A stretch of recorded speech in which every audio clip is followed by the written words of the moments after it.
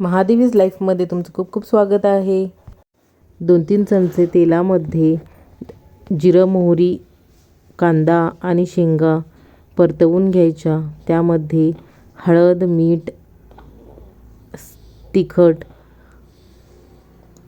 Add करून परतवून घ्यायचं.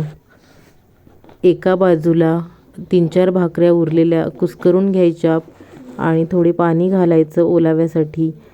कोथिंबीर चिरून घ्यायची बारीक अशी आणि हे कुस्करून घेतलेलं सगळं फोडणीमध्ये टाकून एकजीव करून घ्यायचं.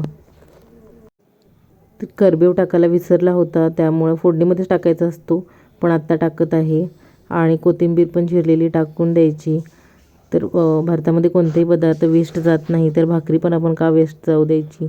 तर अशा पद्धतीनं कधीतरी खाऊन बघायला काय हरकत आहे. नक्की ट्राय करा आणि आवडलं तर सबस्क्राईब करा चॅनलला. आता प्लेट झाकायची आणि थोडे शिजू दिल्यानंतर प्लेट काढायची आणि तयार आहे चटपटीत असा उरलेल्या भाकरीपासून बनवलेला नाश्ता.